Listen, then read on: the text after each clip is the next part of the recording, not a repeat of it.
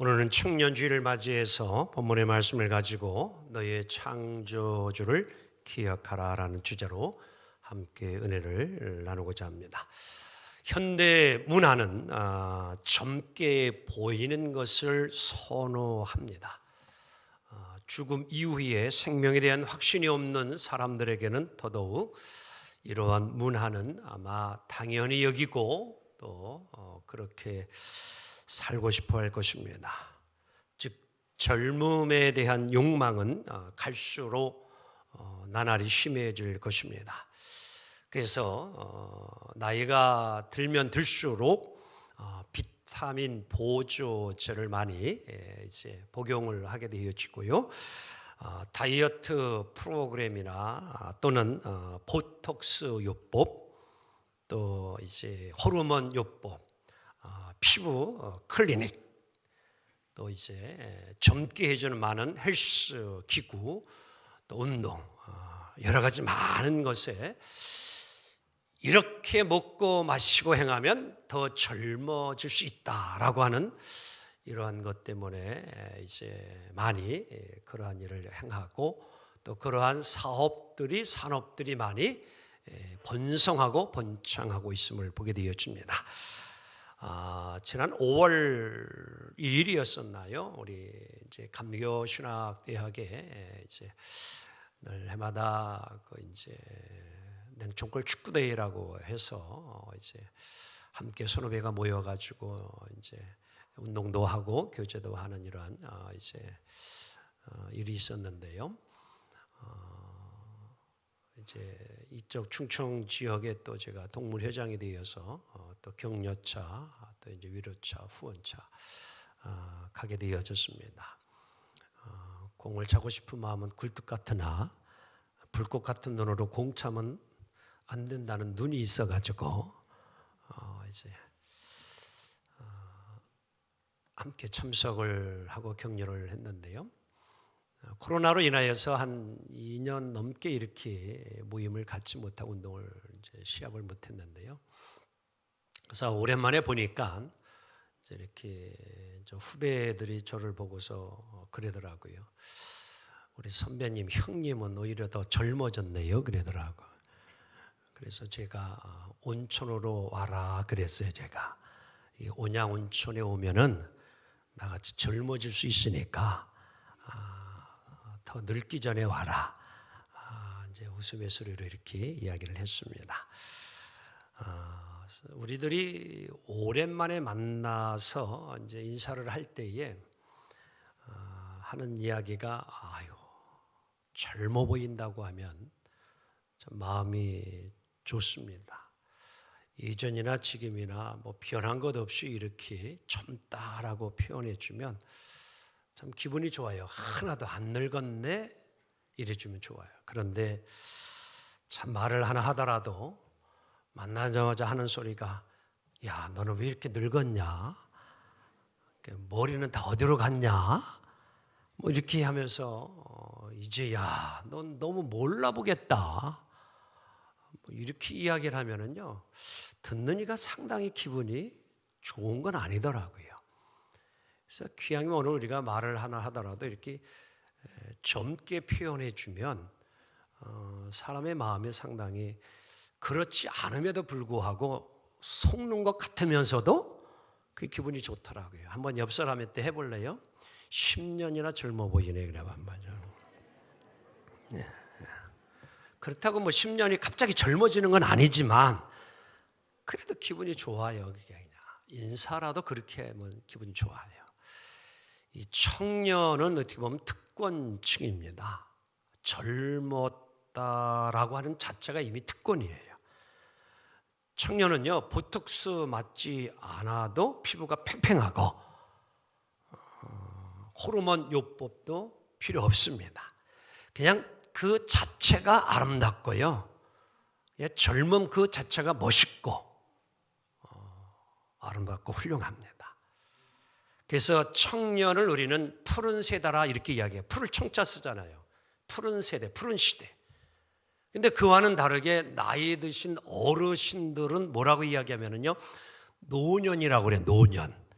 이 노자가 늙을 노자 걸가냐? 벌써 표현 자체가 다릅니다. 청년하면은요, 희망이 있고 젊음이 있고 용기가 있고 패기가 있고 도전적이고요. 조금 미숙한 부분은 있을 거예요. 실수를 해도 그냥 그게 용납이 되어져요. 젊으니까. 또 실패를 하더라도요, 그건 경험이라니 생각을 하는 거예요. 왜? 젊으니까요. 그래서 좋아요. 근데 나이가 먹어서도 실수하고 실패하면은요, 그걸 그냥 쉽게 봐주질 않아요.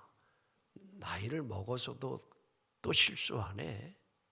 달라요. 이 청년 때는요, 기억력이 참 좋은 때예요. 뭘 하나 배우고 익혀도요, 오래 갑니다. 잊혀지지 않아요. 무엇이든지 잘 습득할 수 있는 시대, 에너지가 넘치는 시대, 회복이 빨리 되어지는 이러한 시대. 참 좋은 시대, 이게 젊은 청년 시대지요. 성경에는요, 청년이라는 단어가 90번 이상이나 나옵니다. 성경에도 청년은 중요한 세대이고 중요한 단어임을 교훈해 주고 있음을 보게 되어집니다. 그래서 시편 110편 3절에는 이렇게 청년들을 성경은 표현을 했습니다. 시작. 새벽 이슬 같은 주의 청년들. 다시 한번 시작. 새벽 이슬 같은 주의 청년들. 왜 여러분 성경에서 청년을 새벽 이슬이라고 했을까요? 이 말의 원뜻은 새벽의 자궁으로부터 이슬 같은 그런 청년들이라는 의미를 가지고 있는 거예요. 이슬 같은 청년. 그러니까 또 이 시간 혹이나 또 금방 어떤 분은 그거를 생각을 하려고 하는데 참 이슬을 생각하면 안 됩니다. 그래서 이슬이라고 하는 것은 맑고 깨끗한 백성을 의미하고 있는 거예요. 한마디로 신선하고 생기 있고 번성하는 하나님의 청년들, 할렐루야. 그게 새벽 이슬 같은 청년들이라 이렇게 표현한 겁니다. 현대 유대 랍빈 마빈 트루케이어라고 하는 분 바꿔주세요, 얼른요. 이분이 쓴 책이 하나 있는데요. 영원히 살 것처럼 배우고 내일 죽을 것처럼 살아라 라는 책이 하나 있습니다. 이분이 이 마빈 트루케이어라고 하는 분이 이 책에서 이 젊은이가 누구냐라고 했을 때에 바로 청춘 젊음은 이거다라고 표현했어요. 함께 봅시다. 시작. 배움으로써 젊음을 뭐 할 수 있다? 유지할 수 있다. 청춘이란 나이로 따지는 것이 아니고 태도의 문제인 것이다. 이 말이 뭡니까? 배움으로써 젊음을 유지할 수 있다. 나이가 들어도요, 배움에 교육에 열정 있는 사람은 젊다 이런 얘기예요. 나이는 숫자가 아니라는 겁니다. 그 이야기를 해주고 있는 거예요.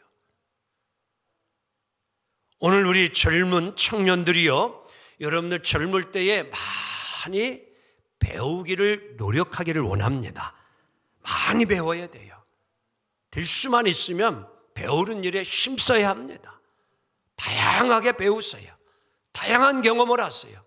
그것이 나중에 다 내 삶에 힘이 되어지고 복이 되어지고 형통이 되어집니다. 무엇보다도 우리 예수 믿는 청년들은 하나님을 아는 일에 힘쓰기를 원합니다. 하나님을 잘 배워야 돼요. 하나님을 잘 알아야 하나님을 잘 섬길 수 있습니다. 오늘 전도서라고 하는 이 책은 우리가 잘 알고 있는 지혜의 왕 솔로몬이 주전 10세기 중엽에 기록한 책입니다. 이 전도자 이 솔로몬이 이 전도서를 기록한 목적이 있어요. 그것은 다름 아닌 지혜를 얻기 위하여서, 지혜를 추구하기 위해서 쓴 겁니다. 첫 시작은 헛되고 헛되며 헛되고 헛되도다. 어떻게 보면 회의적인 세상, 허무제와 같은 것으로 시작되고 있는데 오늘 전도서 12장 마지막에 와서 이 전도자 솔로몬은 결론을 그렇게 내고 있는 거예요. 너는 청년의 때에 너의 창조주를 기억하라. 아멘. 해에서 벗어난 헛된 세상이 아니고 헛된 인생이 아닌 가장 가치 있고 의미 있는 보람된 인생을 사는 길이 어디 있느냐? 창조주 하나님을 알고 창조주 하나님을 기억하며 사는 것이다. 바라옵기는 오늘 우리 사랑하는 청년들이요, 그리고 우리 모든 성도님들이요, 이 세상에서 하나님을 향한 확실한 신앙과 지혜가 있기를 주님의 이름으로 간절히 축복합니다. 왜 오늘 전도자 솔로몬 왕은 청년의 때에 하나님을 창조주를 기억하라고 하느냐? 자, 첫째, 왜 청년의 때에 기억할 것이 있어야 되느냐? 첫째로 누구를 기억해야 되느냐? 시작. 창조하신 하나님을 기억해야 합니다. 자, 오늘 12장 1절 상반절을 함께 봅니다. 너는 시작. 너의 창조주를, 자, 어느 때에 누구를 기억하라? 너의 창조주라는 거예요. 다시 너의 창조주. 청년의 때에는 기억력이 좋은 때예요. 그래서 무엇이든 기억하면 평생에 자신의 것이 될 수 있는 것입니다. 청년의 때는 황금기예요. 마음껏 놀 수도 있어요. 낙을 즐길 수 있어요. 또 지식을 쌓을 수도 있고 도전적으로 창업을 할 수도 있습니다. 그런데 오늘 우리 청년들 오늘 시간 함께 예배를 드리고 있는데 바라옵기는 가장 중요한 것은 창조주를 기억하고 하나님을 아는 청년들이 되기를 원합니다. 그래서 오늘 너의 창조주 이렇게 성경이 이야기하는 거예요. 히브리어로 보레에카, 이것이 나온 단어는 바라라고 하는 히브리 창조하다라는 뜻을 의미하고 있는 분사형이 보레에카라고 하는 너의 창조주라는 뜻을 담고 있는 것입니다. 왜 오늘 이 전도서 기자 솔로몬은 오늘 우리 젊은이들을 향하여 또 여러분가들을 향하여 인간의 존재의 기원이 무엇인가를 알라고 고민하고 있을까요? 아주 중요한 겁니다. 나를 지으신 자가 누구인가? 그리고 나의 근원은 어떻게 이루어져 있는가? 이것을 아는 것이 인생의 지혜라라고 교훈을 주고 있는 것입니다. 다시 말하면 오늘 여러분과 저는 근본을 알아야 합니다. 그래서 오늘 우리 흔히들도 우리가 함께 살면서도 어른을 알아보고 예의를 잘 지키는 자에게는 우리가 근본이 잘 돼 있다 그래요. 그렇지요? 가문에 뼈대가 잘 세워져 있다. 이 이야기를 합니다.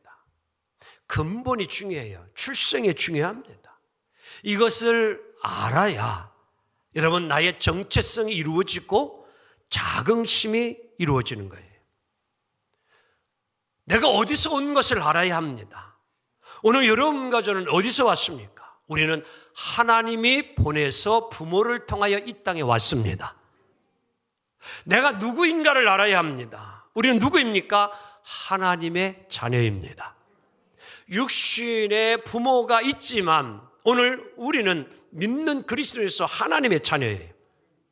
여러분이 이 땅에 오신 삶의 목적이 무엇입니까? 삶의 목적이 어디에 있습니까? 우리의 삶의 목적은 하나님께 영광 돌리는 겁니다. 가정에서, 직장에서, 사업장에서, 삶의 현장에서 주어진 직업을 가지고 하나님을 영화롭게 하는 삶이 우리의 목적이에요. 우리가 할 일이 무엇입니까? 그것은 각자의 삶의 터전에서 예수님이 마태복음 28장에 명령해 주었듯이 믿지 않는 이들에게 복음을 전하여 생명을 살리는 일입니다. 복음 전파하는 일이 우리들이 해야 할 일이에요.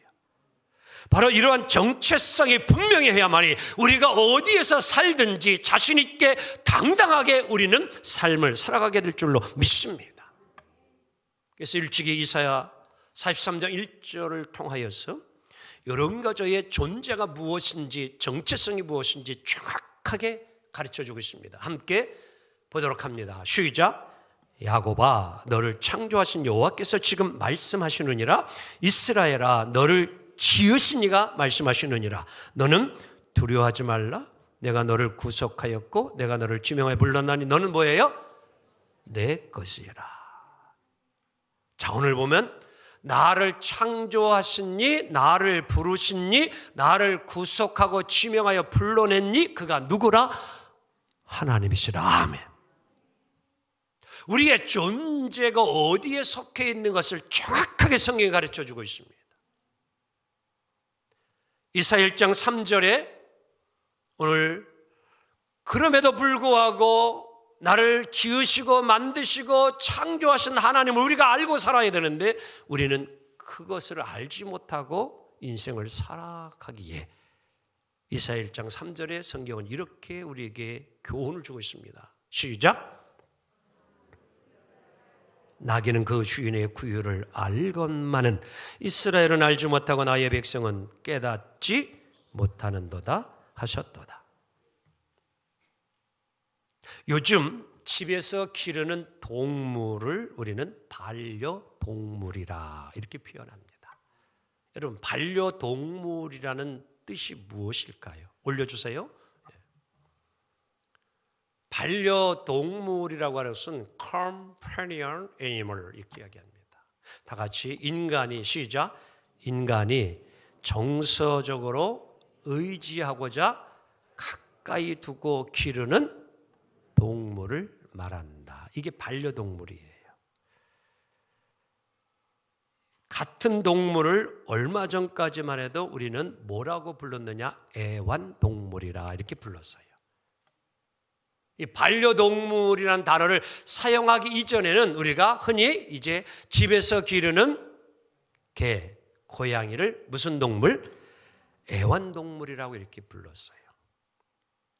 이제는 여러분 이 애완동물이 아니라 뭐라고 부르느냐? 반려동물이라고 불러요.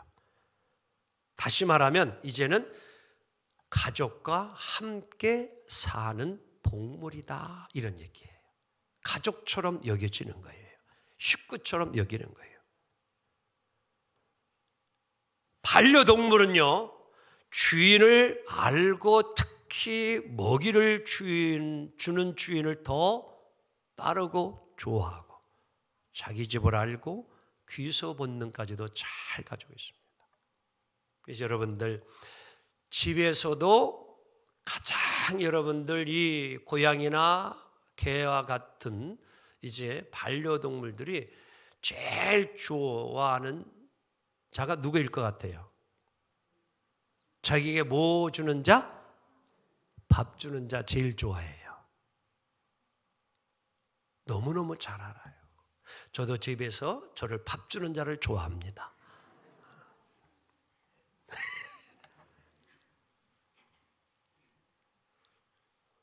오늘 우리에게 교훈을 주는 거예요. 소도 제 주인을 알고 나귀도 제 구유를 알아요. 자기 밥을 주는 주인을 짐승도 너무너무 잘 알고 고마워하는데 오늘 하나님, 내가 너희들을 지우고 너희들을 만들고 너희를 불러줬는데 너희들을 어찌하여 하나님을 알지 못하느냐, 이 말씀을 주고 있는 거예요. 복음 찬송 가운데에 참 좋은 가사의 찬양이 하나 있습니다. 함께 불러볼까요? 반주 좀 한번 되겠어요? 잠깐. 나를 지으신 이가 하나님,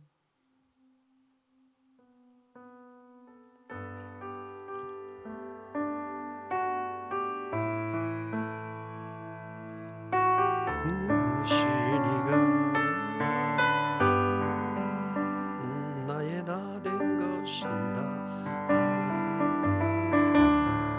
같이 합니다. 나를 지으신 이가 하나님, 나를 부르신 이가 하나님, 날 보내신 이도 하나님, 나의 나 된 것은 다 하나님이라. 아멘. 시간이 없어서 여기까지만 합시다. 우리는 이 찬양을 수없이 불렀을 거예요. 근데 정말 여러분 이 찬양을 부르면서 하나님을 뭐라고 고백을 했습니까? 나를 지으시고 나를 만드시고 나를 불러주시고 나를 구원해 주신 그 하나님, 우리 모두의 정말 이 고백이 되어야 될 줄로 믿습니다. 이러한 고백을 하는 자는 삶도 그렇게 살아가야 되는 거예요. 그래서 오늘 시편 119편 9절에 청년들에게 또 우리에게 이렇게 말씀하고 있는 것입니다. 다 같이 청년이 무엇으로 그의 행실을 깨끗하게 하리이까? 주의 말씀만 지킬 따름이니이다. 아멘. 오늘 우리 청년들이여 젊었을 때 하나님의 말씀을 잘 지키시기를 바랍니다. 우리 성도님들이여 항상 하나님의 말씀을 귀히 여기고 순종하며 살기를 원합니다. 우리가 하나님을 바로 알고 바로 믿고 바로 행하면 하나님께서는 우리의 삶을 보시고 가장 멋지고 훌륭한 삶을 이루어갈 수 있는 축복의 삶을 이루어 주시리라 믿습니다. 바로 오늘 우리 젊은이들이 이 복을 누리고 살기를 주 이름으로 다시 한번 축원합니다. 또한 오늘 여러분과 제가 청년의 때에 기억해야 될 것은 다 같이 곤고한 날이 이르기 전에 기억해야 합니다. 전서 12장 1절 하반절부터 2절까지 함께 읽습니다. 시작. 곧 곤고한 날이 이르기 전에 나는 아무 낙이 없다고 할 해들이 가깝기 전에 해와 빛과 달과 별들이 어둡기 전에 비 뒤에 구름이 다시 일어나기 전에 뭐하라? 그리하라. 자, 오늘 전도서 기자는 청년들에게 젊은이들에게 인생의 황혼이 즉 인생의 노년이 순식간에 갑자기 다가온다는 것을 설명하면서 그것을 명심하라고 이야기하는 거예요. 항상 젊게 사는 게 아니라는 거예요. 젊음이 언제나 있는 것이 아니라는 겁니다. 갑자기 다가올 수 있는 거예요. 순식간에 올 수 있는 거예요. 쏜살같이 달려온다는 겁니다. 그래서 오늘 이 전도서 기자는 젊을 때에 꼭 해야 할 일을 놓치지 말고 하라고 교훈을 주는 거예요. 이때 할 일을 하지 못하면 나이 들어서 후회하는 거예요. 그래서 오늘도 여기에 나이 드신 분들이 있지만도 후회하는 것 가운데 내가 젊었을 때 공부를 좀 더 열심히 여러분들은 한 번도 후회를 안 하는 것 같으네. 공부를 너무 열심히 많이 하신 것들 같아요. 너무 많이 해가지고 머리가 다 아파요? 나이 들어서 후회하는 것 가운데 하나가 조금이라도 뭐였으면 젊어서 했더라면. 제가 어저께 요양보호사 시험을 보고 왔습니다. 합격했을까요? 불합격했을까요? 80문제인데요. 그게 쉽지 않더라고요. 뭐 운전면허 시험처럼 여기면 된다 그래가지고 만만한 줄을 알고 시작했는데 그게 아니더라고요. 공부해 보니까요. 절대 아니에요. 가볍게 여기면 안 되겠더라고요. 이게요.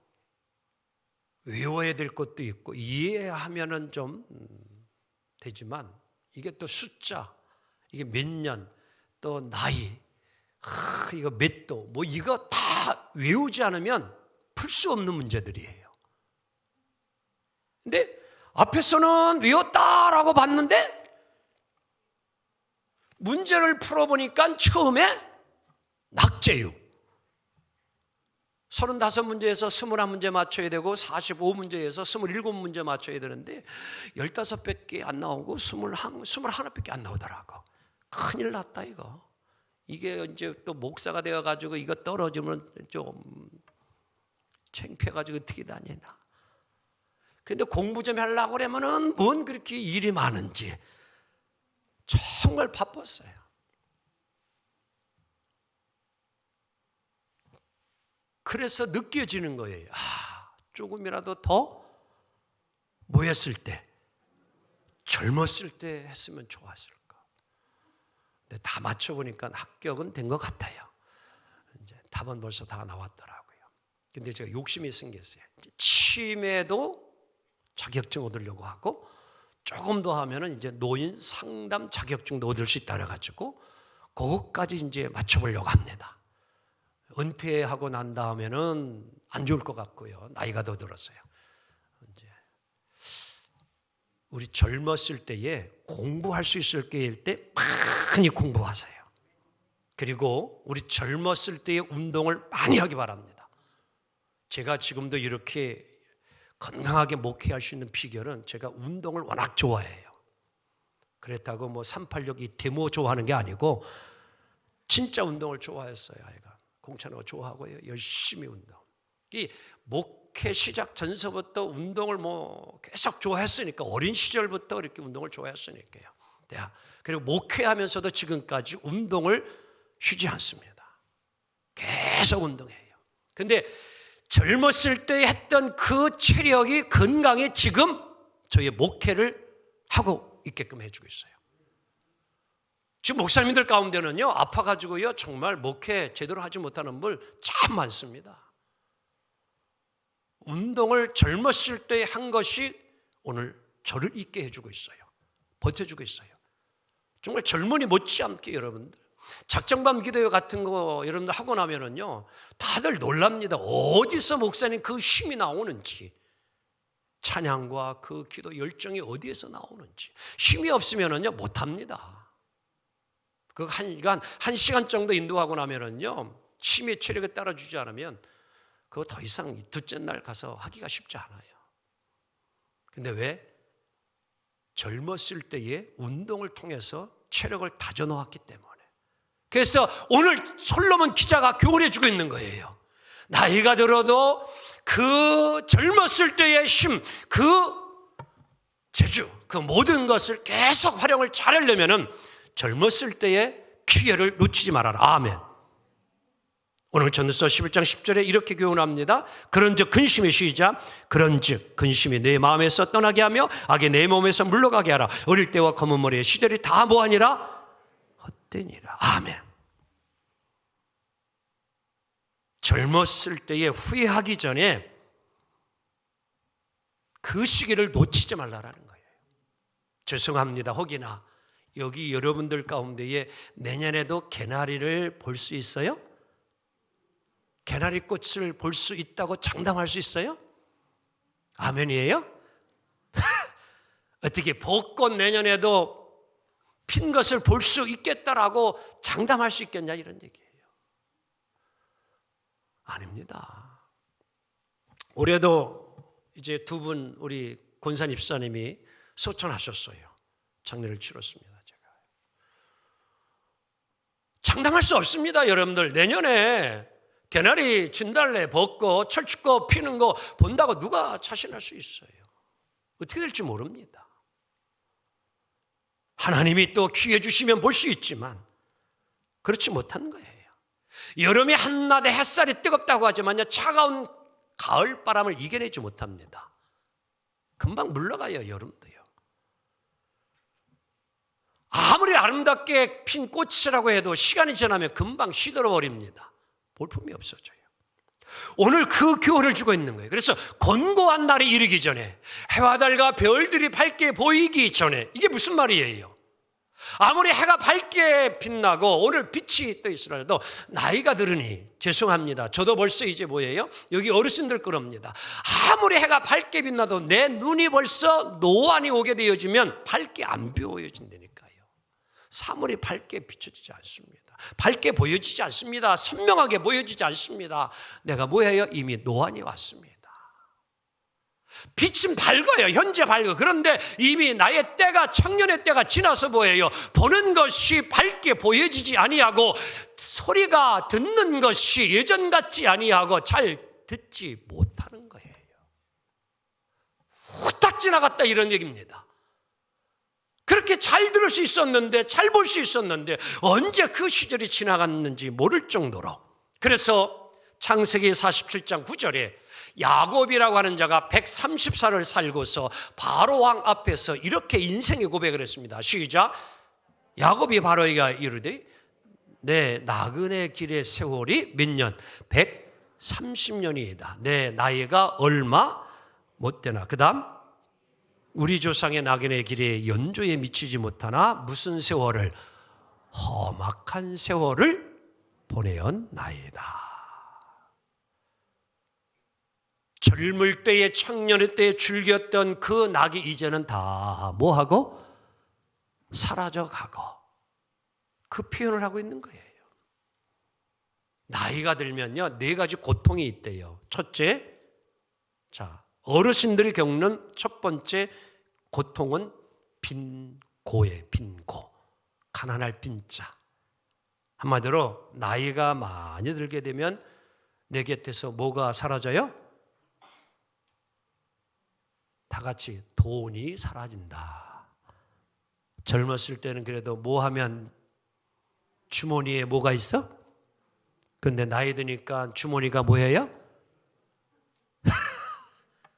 이 빈고예요, 빈고. 두 번째는 고독고예요, 고독고. 다 같이 고독고.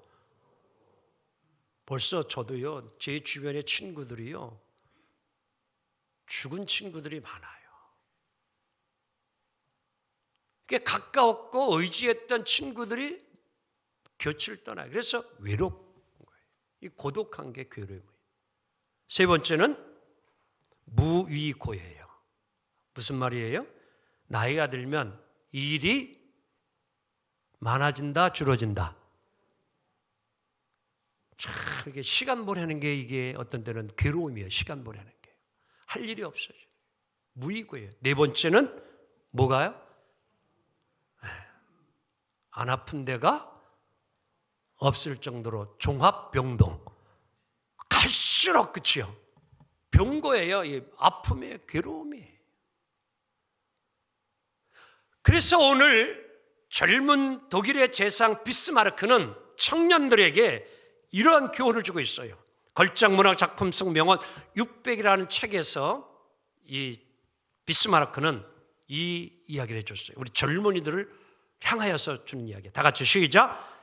내가 젊은이에게 하고 싶은 말은 단 몇 마디. 자, 젊은이요, 좀 더 끝까지. 다시 한번. 제가 젊은이요 하면 여러분들은 그 다음 합니다. 젊은이요, 좀 더 끝까지 일해야 돼요. 젊은이들은 지식을 쌓고 기도하고 부지런히 말씀 보고 최선을 다해 일해야 합니다. 뜨는 해보다 지는 햇살이 금방 져요. 그치요? 노을은요 잠깐 져요. 오늘 우리 젊은이들이요, 하나님을 믿고 부지런히 사는 일에 열심히 되기를 원합니다. 그래서 곤고한 날이 오기 전에, 해와 별들을 봐도 잘 보여지지 않는 그런 날이 오기 전에 열심히 살라라는 거예요. 어떻게? 디모데후서 5장 22절. 또한 시작. 또한 너는 청년의 정욕을 피하고 주를 깨끗한 마음으로 부르는 자들과 함께 의와 믿음과 사랑과 화평을 따르라. 아멘. 오늘 여러분과 청년들만이 아니라 오늘 여러분과 저도 이렇게 살아가야 될 줄로 믿습니다. 이제 말씀을 좀 정리해보고자 합니다. 예수님이 한번 나인성을 가게 되어지는데요, 그날따라 그 나인성 마을에 장례식이 이루어지고 있었습니다. 그런데 그날 그 시체는 하나밖에 없는 아들이 죽어서 장례를 치르는 때였습니다. 슬피 오는 어머니의 모습을 외면하지 못한 예수님 찾아가 그 간우의 시체에 손을 얹고 명령합니다. 청년아 일어나라. 그 즉시 청년이 살아나 어머니의 손에 넘겨지며 어머니에게 소망을 주었습니다. 그렇습니다. 죽은 잠자는 청년들이 일어나야 합니다. 그래야 소망이 있습니다. 오늘 우리 청년들이 일어나면 교회에 소망이 있습니다. 우리 청년들이 창조자 하나님을 잘 믿는 청년들이 되어지며 이 나라와 그리고 교회에 큰 소망이 될 줄 믿습니다. 우리 여기에 젊은 청년들이 정말 이 나라의 미래와 그리고 한국교회의 귀한 아이콘, 주역들이 되어주는 축복이 되어줄 수 있도록 함께 기도해 주고 격려해 주고 살아가는 우리 모두가 되기를 주의 이름으로 축원합니다. 아멘.